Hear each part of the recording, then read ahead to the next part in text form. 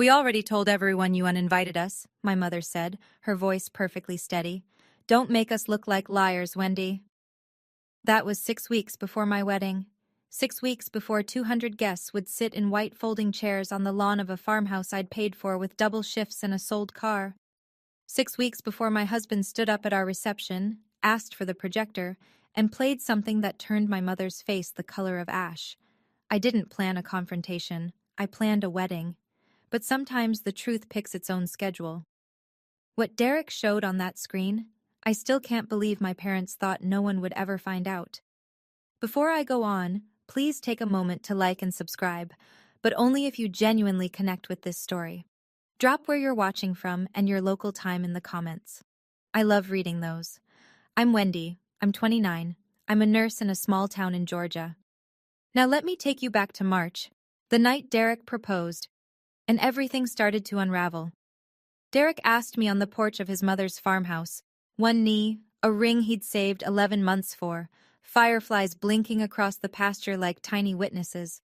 I said yes before he finished the sentence. I called my parents 20 minutes later. My hands were still shaking. My mother picked up on the second ring. I told her. She said congratulations, flat, like reading a receipt, then asked the date.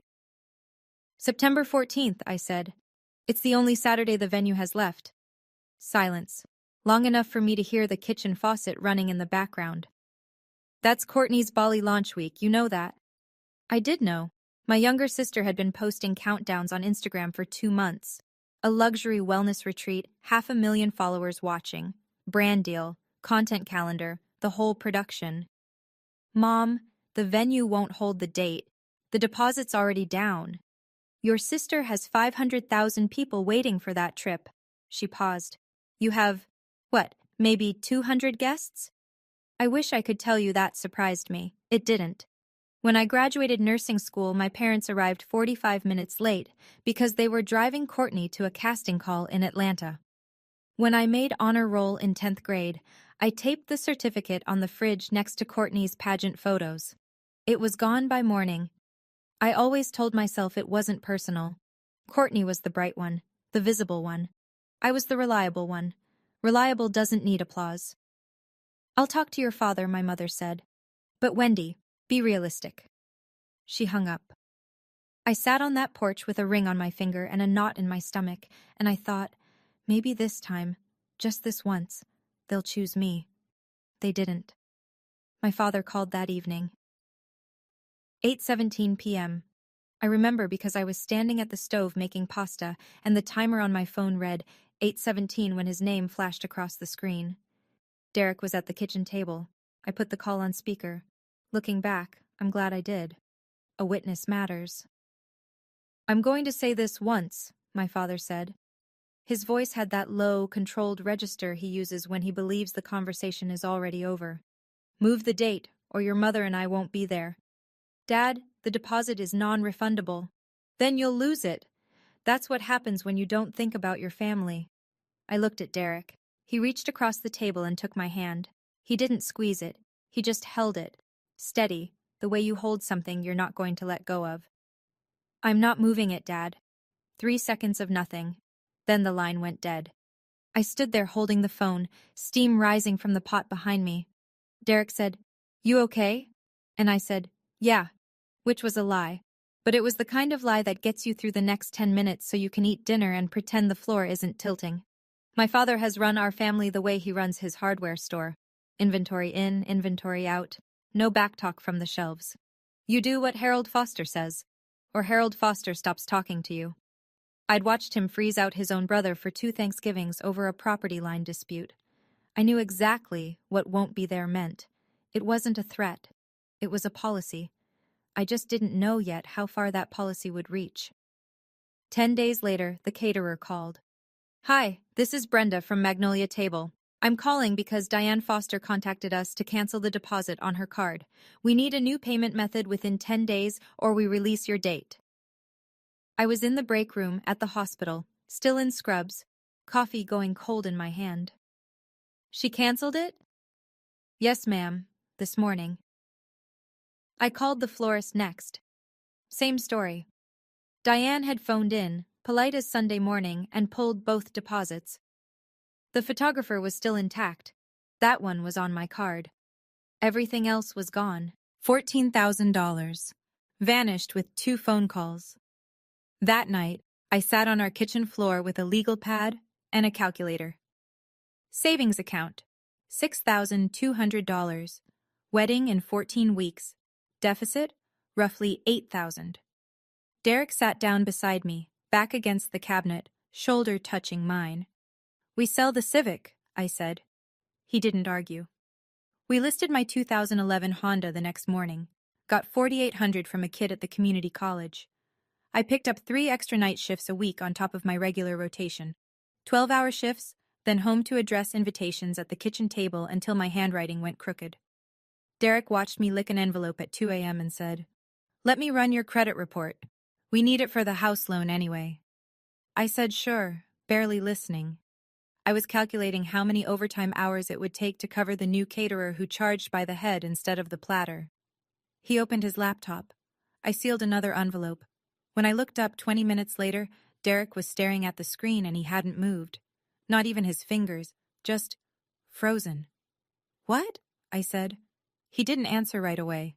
Before Derek could explain what he'd found, my phone started buzzing. Not calls, texts, one after another, lighting up the screen like a slot machine nobody asked to play. "Aunt Carol, heard you told your parents not to come? That's cold, Wendy." "Uncle Gene, your mom is heartbroken. Call her." A cousin I hadn't spoken to since Thanksgiving. "Family is forever. Don't do this." I scrolled through 11 messages in 4 minutes. Every single one carried the same story. That I had uninvited my own parents from my wedding. That I was being cruel.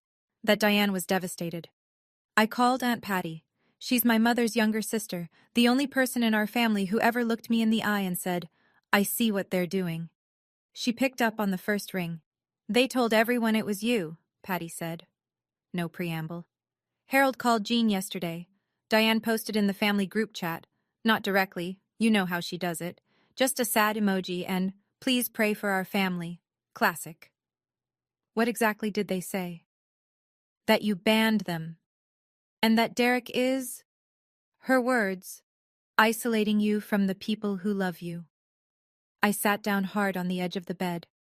40-plus relatives now believed I was an ungrateful daughter being controlled by her fiancé. My father had weaponized Christmas dinners and birthday cards. My mother had weaponized sympathy. "Patty, none of that is true. I know who you are, sweetheart. I'll be at that wedding." I hung up and stared at the ceiling. The damage was already spreading, root deep, through every branch of the family tree, and I didn't know yet that my mother was about to take it one step further, to someone I actually cared about impressing. 2 days later, Derek came home from his mother's house looking like someone had rearranged the furniture inside his chest. "My mom got a phone call," he said.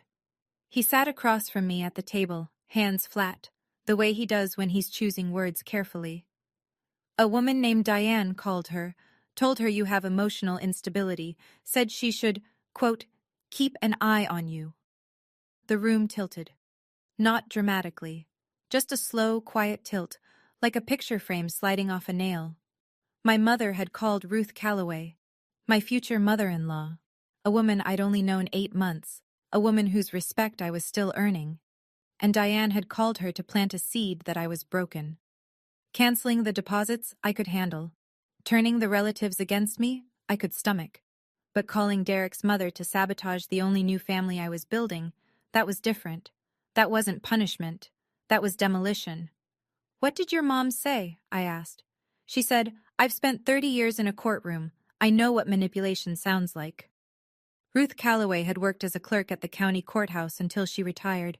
She'd sat through custody battles, fraud hearings, protection orders. She didn't rattle. "She recorded the call," Derek said. "Georgia's a one-party consent state. She said if we ever need it, it's ours." I sat with that for a long time. Then I said the truest thing I'd said in weeks. "I'm not fighting them, Derek. I'm just done explaining myself." From that point forward, all communication with my parents went through text, written record only. I didn't block them. I didn't yell. I simply stopped performing the role of the grateful daughter, and I didn't invite them back. Courtney FaceTimed me on a Tuesday night. She was in her studio apartment, ring light glowing behind her, lashes on, content ready even at 9 p.m. Her whole life was a set, and she never stepped off it. When? Just move it. It's one day. It's my wedding. And it's my career. Since when does your career outrank my marriage? She tilted her head the way she does when she thinks she's being patient with someone slower. Since it pays for Mom and Dad's new roof. That stopped me. I didn't know Courtney was funding anything for our parents. Or, more accurately, I didn't know our parents were telling Courtney she was funding them. What roof? Dad said the estimate was $12,000. I covered half, brand money. She shrugged like it was nothing, like writing a $6,000 check to your parents at 25 was just the price of being the favorite. Courtney, listen to me. I'm not moving the date. Then you're going to lose them. I already lost them. A long time ago. She blinked. For half a second something cracked behind the ring light. A flicker of recognition, maybe guilt. Then it sealed shut. Just do what they want when. It's easier. Easier for who? She ended the call. I stood in the kitchen holding my phone and something Courtney said kept circling, since it pays for Mom and Dad's new roof. Courtney thought she was the family benefactor. She had no idea, or maybe she did, that my parents had other funding sources with my name on them. When Derek finished pulling my full credit report the next morning, we found out exactly where the roof money really came from. Before I could process what Derek found, my father went nuclear. Harold Foster sent a message to the family group chat. 32 people, 3 generations, from Aunt Patty to my 17-year-old cousin in Jacksonville. Diane and I will not attend Wendy's wedding. She has made it clear that our family traditions don't matter to her. We hope she'll come around. Please respect our decision and give us privacy during this painful time. Painful time. Like he was the one selling his car and picking up night shifts. The responses piled up. Not for me, for them. So sorry, Harold. Praying for you both. She'll regret this one day. An aunt I hadn't seen since 2019 sent me a private message. Shame on you, Wendy. An uncle wrote, your parents gave you everything.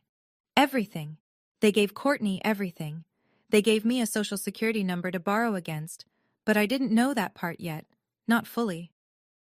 I turned off my phone. I was sitting in my car in the hospital parking lot. My shift started in 20 minutes. The sky was that deep Georgia purple it gets right before it goes black. Derek texted on the old phone, the one I kept for emergencies. Come home. We need to talk about what I found. I didn't go home. I went into my shift, because rent doesn't care about family drama, and the ER doesn't pause for heartbreak. I coded 3 patients that night, held a woman's hand while we waited for her husband to arrive, changed my gloves 19 times. 12 hours later, I walked through our front door. Derek was sitting at the kitchen table with a manila folder, a legal pad, and a look I'd never seen on his face before, something between fury and math. Derek pushed the folder across the table. 3 credit cards, he said. All in your name. Capital One. Discover. City. I opened the folder. 3 account summaries. My name, my social security number, my parents' home address, the one I'd moved out of 7 years ago. Total outstanding balance, $47,300. I turned the pages slowly. Each statement was a map of someone else's life. A round-trip flight to Tulum, a 5-night stay at a resort in the Maldives, a $1,400 camera lens from B&H Photo, $3,000 at Nordstrom in a single afternoon. Every transaction matched. Tulum. Courtney posted poolside photos in March. The Maldives, her most liked reel ever in November. The camera lens, she'd unboxed it on her story with the caption, investing in my craft. They opened the first one when you were 19, Derek said. He'd already cross-referenced the dates. Same day you signed the paperwork for your nursing school loan. Your dad co-signed that loan. He had every piece of information he needed. I stared at the paper. My father had taken the documents I handed him in trust. My social security card, my proof of enrollment, my signature on a student loan application, and used them to open a credit line in my name. Then he did it again. And again. That's my parents, I said. It came out quiet. Not disbelief. Recognition. The slow, sick click of something finally making sense. Derek's jaw was tight. Wendy, that's a federal crime. I didn't answer. I just kept looking at the numbers. $47,000 of debt I'd never spent a cent of, sitting on my credit like a bruise I couldn't see. My parents hadn't just boycotted my wedding, they'd been borrowing against my future for 10 years. The next evening, Ruth Calloway came to our house. She didn't bring casserole or small talk, she brought her phone and a Ziploc bag with a USB drive inside it, because Ruth Calloway is the kind of woman who backs things up. I saved the recording, she said, settling into the chair at our kitchen table like she'd done this 100 times at the courthouse. The full call, 4 minutes, 37 seconds. She pressed play.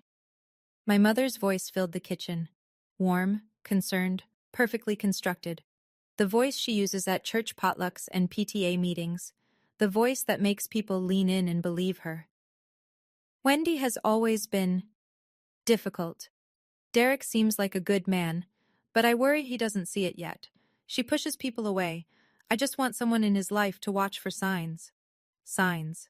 Like I was a forecast, something to prepare for and protect against. Ruth stopped the recording. She called me to plant a seed that my future daughter-in-law is unstable. I've sat in courtrooms for 30 years. I know what manipulation sounds like. Derek's hand found mine under the table. Can I have a copy? I said. Ruth slid the USB across the table. Already on it. I didn't cry. I wanted to. Not from sadness, but from the particular kind of exhaustion that comes when someone you love confirms they never loved you the same way back. I had the credit report. I had the recording. I didn't know what I'd do with them yet, but I knew I wasn't throwing them away. You're not difficult, Wendy, Ruth said on her way out, one hand on the doorframe. You're inconvenient to people who need you to be small. I've never forgotten that sentence. I threw myself into the wedding like it was a 12-hour trauma shift. Head down, hands moving, no time for feelings. Derek and I made centerpieces from mason jars and wildflowers from the roadside stand on Route 15. $3 a bunch. We wrapped the jars in twine at the kitchen table every night after my shifts, assembly line style, while a true crime podcast played in the background because neither of us could handle silence. Ruth altered her own wedding dress for me. Ivory lace, tea-length, a little yellowed at the hem. She sat at her sewing machine for 4 evenings straight. When I tried it on and it fit, almost perfectly, just slightly loose at the waist, she pinned it and said, "You'll grow into it. Every good marriage adds a few pounds." Patty called a friend who ran a flower shop 2 towns over. Wholesale rate, half price. We moved the reception from the canceled restaurant to the Calloway family farm, the same pasture where Derek proposed. String lights from the barn supply store, rented tables, a borrowed sound system from Derek's college roommate. The RSVPs came in steady, 200 guests, most from Derek's side, his co-workers, our friends. My side of the aisle, Patty. A handful of nursing school classmates. That was it. My father called one last time, 13 days before the wedding. "Last chance, Wendy. Move the date and we'll forget this happened." "There's nothing to forget, Dad. I'll save you a seat in case you change your mind." He hung up. Patty texted me that night. "Your mom asked me not to come. I told her I'm an adult." I set the phone down, picked up a mason jar, and started wrapping twine. 14 jars to go, 13 days, I could do the math. I kept asking myself, why were my parents willing to miss their own daughter's wedding over a Bali trip? Was it really just about Courtney, or was there something else they were protecting, something that would fall apart if I stopped playing my role? Now I know the answer, but back then, I was still guessing. Have you ever had to choose between keeping the peace in your family and standing up for what's right? Tell me in the comments. September 14th, 71 degrees. Not a cloud. I woke up at 5:30 because my body doesn't know how to sleep past a shift alarm. The farmhouse was already lit gold. Ruth had been up since 4 arranging chairs on the lawn. I checked my phone. No messages from Harold, none from Diane, nothing from Courtney. Just a text from Patty. On my way, wearing waterproof mascara, no promises. I put on the dress in the upstairs bedroom that used to be Derek's when he was a kid. There were still model airplanes on the shelf. The lace sat cool against my skin. Ruth's stitches held perfect. Patty arrived at 9. She walked in, saw me, and her eyes went red instantly. She pressed both hands over her mouth. "I'm sorry they're not here," she whispered. "Don't be. You're here." She hugged me so tight the lace creaked. At 10 o'clock, the ceremony started. 200 people in white folding chairs on a sloped green pasture, wildflower centerpieces lining the aisle, the Callaway barn behind us like a cathedral with a tin roof. There was no one to walk me down the aisle. No father of the bride, no arm to hold. So I walked alone. I've walked into trauma bays with blood on the floor. I've told families their person didn't make it. I've held my composure through things that would flatten most people. But walking down that aisle by myself, 200 faces turning toward me, knowing my own parents chose a content calendar over this moment, that was the longest 60 feet of my life. Derek stood at the end. His eyes were wet. His hands were steady. I reached him. He took my hand. And I didn't look back. The ceremony was beautiful. I need to say that. Because what came after was loud, and the quiet parts deserve to be remembered too. Derek's best man read a passage. Patty held the rings. The officiant, a retired pastor from Ruth's church, spoke about choosing people who choose you back, and I watched 4 women in the second row reach for tissues at the same time. But I could hear the whispers. During the vows, during the pauses between words, little currents running through the crowd. "Where are her parents?" I heard she kicked them out. That's not what Diane told me. My co-worker Linda, head nurse, 23 years on the floor, afraid of absolutely nothing, leaned in during the ring exchange and squeezed my elbow. "Don't listen. You're radiant." I held it together, through the vows, through the kiss, through the applause. I held it together when Derek said, "I choose you, not because no one else would, because no one else could." I held it together when 200 people stood up and clapped and the sun broke wide open across the pasture like God was showing off. I held it together. The ceremony ended. People hugged us. Someone's kid threw wildflowers that stuck in my hair. Derek's college roommate started the music, a playlist he'd made the night before, half country, half Motown, completely wrong and completely right. We moved to the reception area. Long wood tables under the string lights, catered barbecue from a place in Macon that owed Derek a favor, mason jar centerpieces catching the late afternoon glow. 200 guests, paper napkins, real love. The ceremony was perfect. The reception was where everything changed. I saw the headlights first, a silver Buick rolling slow up the gravel drive. Deliberate. The way you'd pull into a stage entrance if you wanted the audience to notice. My father stepped out in a charcoal vest and pressed slacks. My mother followed in a floral dress and fresh lipstick, camera ready, the way she always is when she knows people are watching. Diane spotted me across the lawn and her face broke into a wide, trembling smile. She walked straight toward me, arms open, voice pitched to Carrie. "Oh, sweetheart, we couldn't miss our baby's big day." She hugged me before I could move. Her perfume hit my nose. The same Estee Lauder she's worn since I was 12, and for one terrible second, my body almost softened into it. Harold shook Derek's hand with both of his. "Welcome to the family, son." Loud, warm, performed for the 8 nearest tables. People clapped. Someone at table 4 said, "See? They came after all." A woman I didn't recognize dabbed her eyes. The prodigal parents, returning just in time. What a beautiful story. I stood frozen. My bouquet hand had gone white knuckle around the stems. I looked at Derek. He met my eyes. His jaw was set, but his gaze was calm.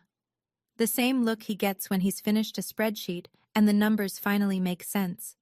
He gave me the smallest nod, almost imperceptible, the kind of nod that means, I know, and I'm ready. Because here's the thing my parents didn't account for. They showed up expecting to rewrite the ending. Smiling, hugging, performing. They thought they'd won. They had no idea Derek had brought a projector. The toasts started at golden hour. Derek's best man went first. Funny, short, a story about a fishing trip that got the crowd laughing. Then Ruth said a few words about the kind of woman she'd always hoped her son would find. She looked right at me when she said it, and I almost broke. Then Derek stood up. He'd kept his jacket off all night, sleeves rolled to the elbows. He looked relaxed, but I knew better. I'd seen him prep for bank audits with less tension in his shoulders. He took the microphone from the best man and smiled at the crowd. I want to thank everyone for being here, especially the people who showed up when it wasn't easy. A murmur. A few people glanced at Harold and Diane, who were seated at a table near the back. Diane with her ankles crossed, Harold with one arm draped over his chair, both of them wearing the satisfied expressions of parents who'd made a grand entrance. I also want to talk about honesty, Derek said, because Wendy deserves that. The murmur shifted. Glasses stopped clinking. Some of you received messages saying Wendy uninvited her parents tonight. That's not what happened. Diane's smile flickered. Harold and Diane chose to boycott this wedding. Their word was teach her humility, because Wendy refused to move our date for Courtney's Bali trip. Whispers, quick ones, the kind that move through a room like wind through tall grass. Harold pushed his chair back and stood. That's enough, son. Derek didn't flinch. I'm not your son, Harold, and I'm not done. 200 people went still. The music had stopped. Even the cicadas seemed to pause. Diane reached for Harold's arm. He shook her off. Derek set his phone on the table next to the Bluetooth speaker. 6 weeks ago, Diane called my mother. She told her that Wendy is emotionally unstable, that she pushes people away, that someone in my family should watch for signs. He looked at Diane. She had gone very still, the way a deer freezes in headlights right before it decides which way to run. My mother recorded the call. He pressed play. My mother's voice came through the speaker, clear as a church bell and twice as cold. Wendy has always been difficult. Derek seems like a good man, but I worry he doesn't see it yet. She pushes people away. I just want someone in his life to watch for signs. 200 people heard it. Every word.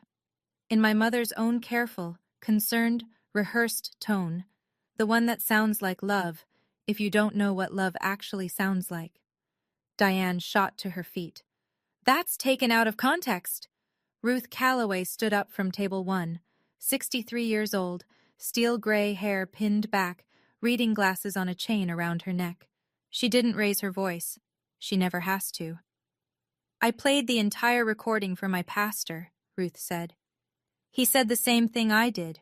It's manipulation. The crowd wasn't whispering anymore. They were silent. The kind of silence that has weight. Patty was crying at her seat, one hand pressed flat against the table, the other covering her mouth. She'd known her sister was cruel. She hadn't known the depth. Harold grabbed Diane's elbow. We're leaving. Derek held the microphone steady. You can leave. But there's one more thing your family needs to hear.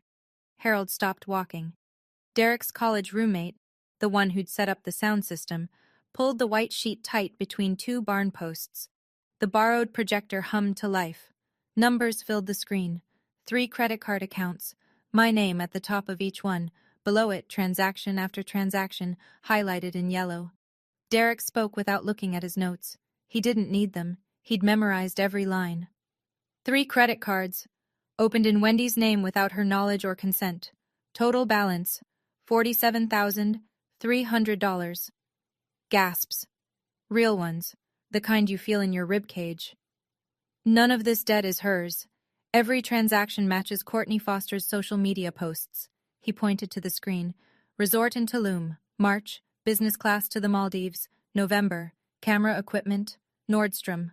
All charged to accounts Wendy never opened. Uncle Gene stood up halfway, then sat back down. Aunt Carol put a hand over her mouth.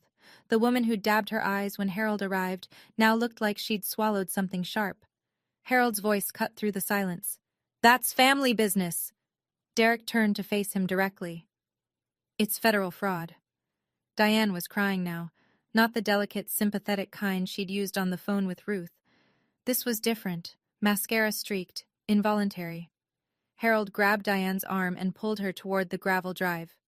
The aunt who'd texted me, shame on you, Carol, stood up and followed them, but not to comfort. Harold, she said, is this true? He didn't answer. He didn't look back.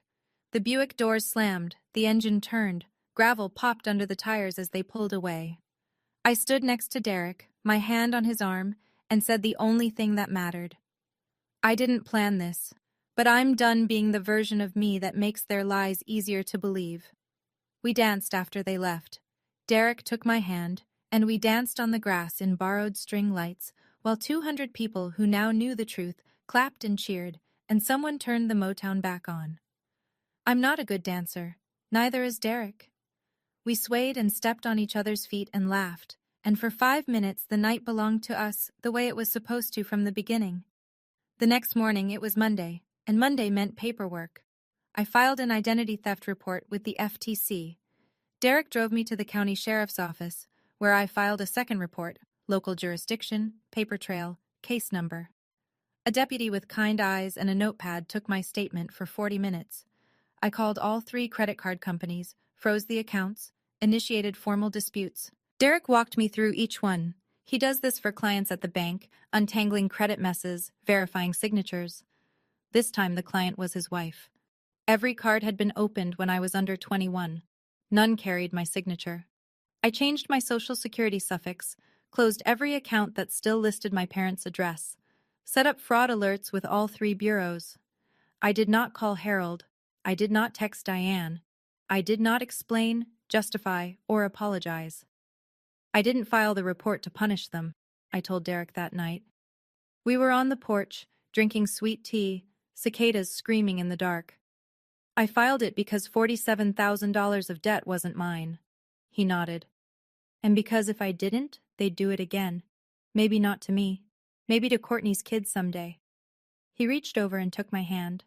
We sat there until the tea was warm and the stars were out. Silence never felt so clean.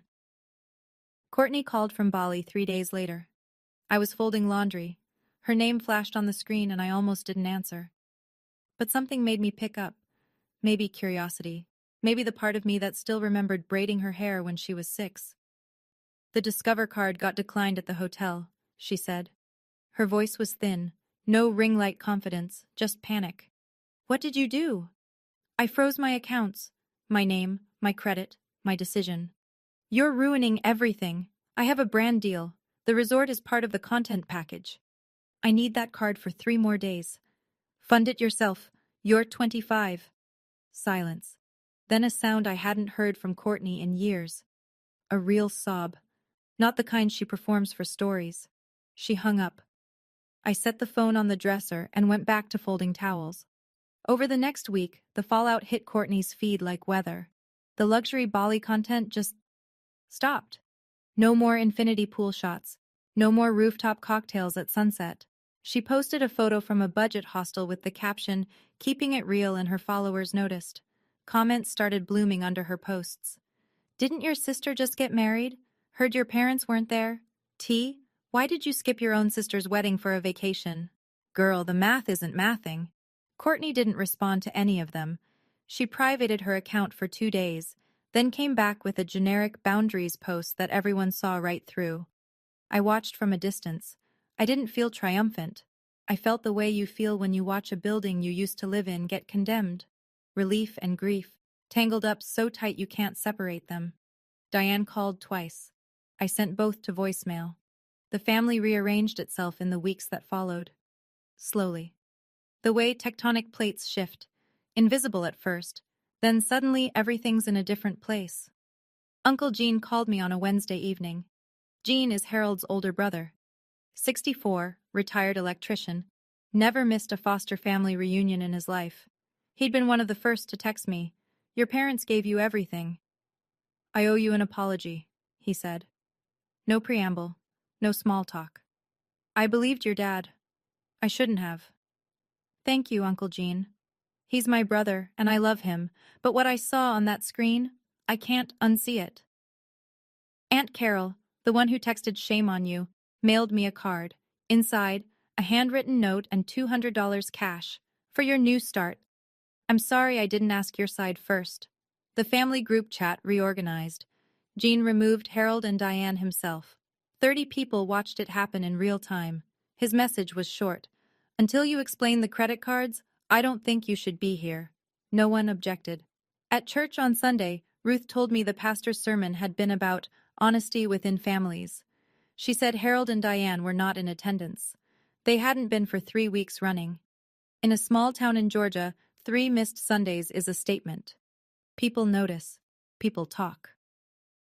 The Fosters, who had built their reputation on being pillars, on Diane's deviled eggs at every potluck and Harold's handshake at every fundraiser, were suddenly absent.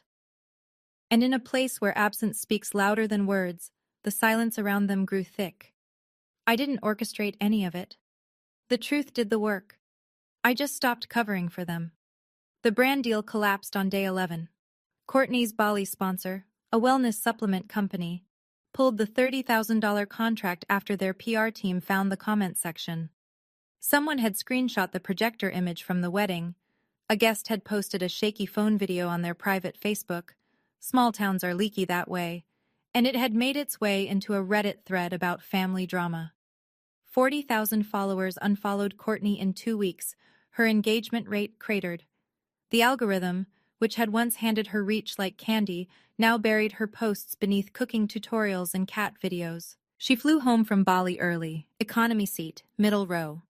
I know because Patty saw the flight itinerary. Courtney texted Diane begging for a pickup at Hartsfield. Back home, reality set in. Every credit card Courtney had been using, for flights, hotels, content equipment, the daily seamless order that fueled her lifestyle, was in my name. All frozen, all disputed.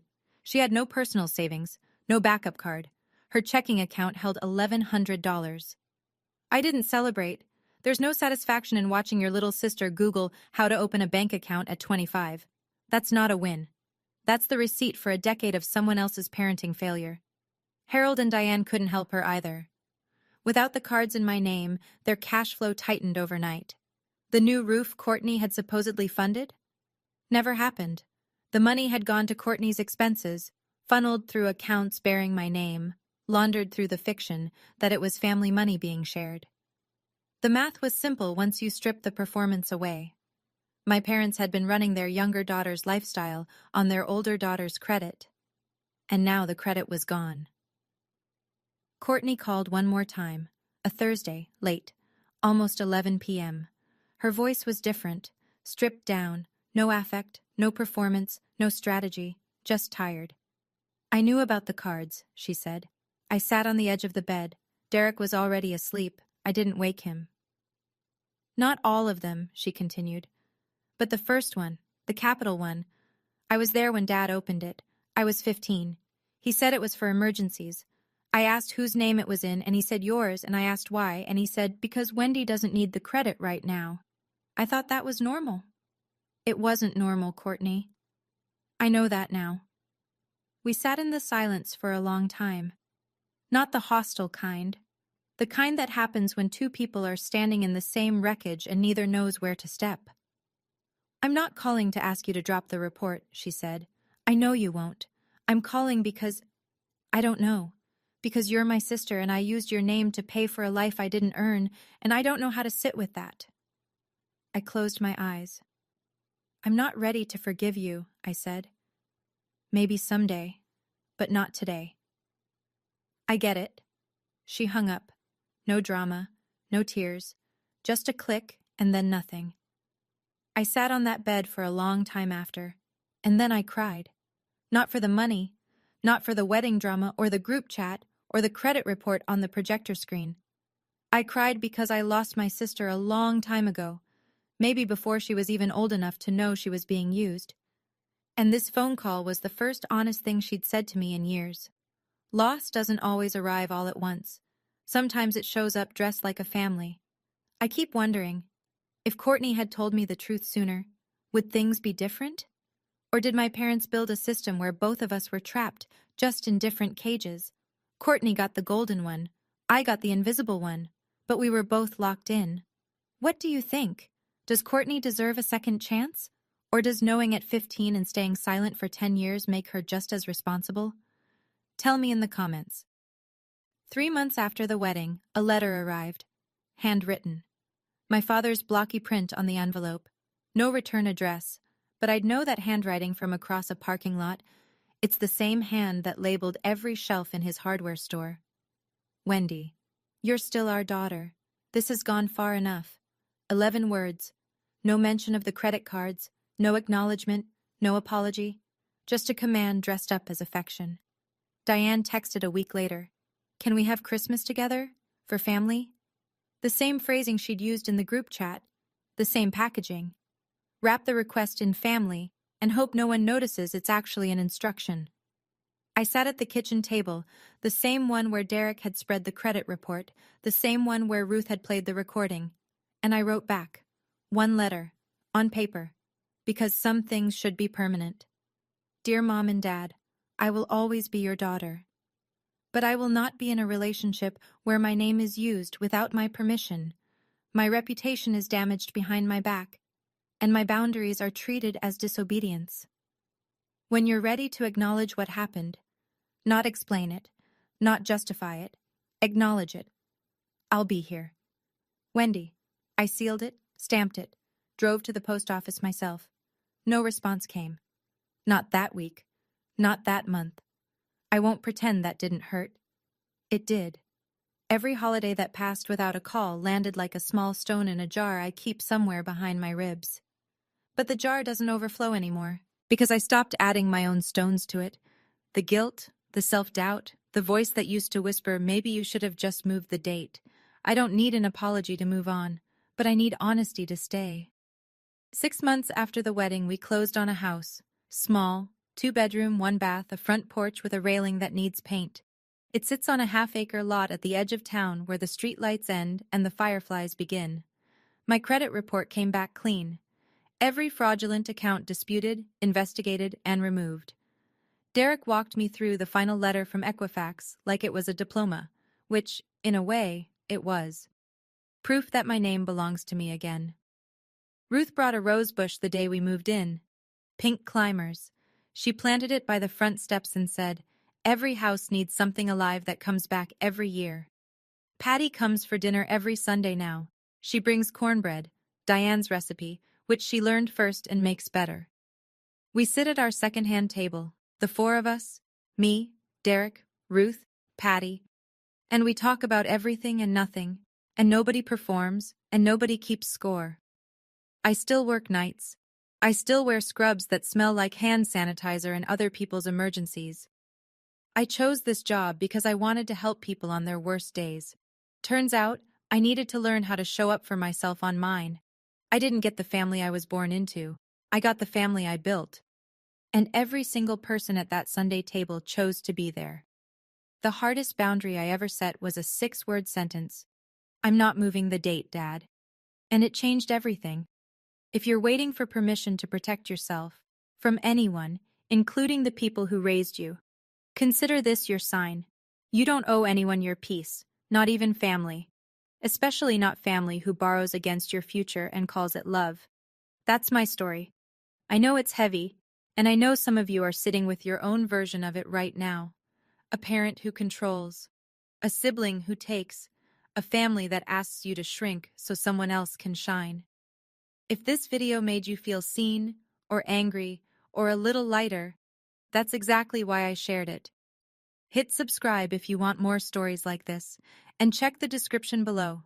There's another story about a woman whose family tried to sell her house while she was deployed overseas.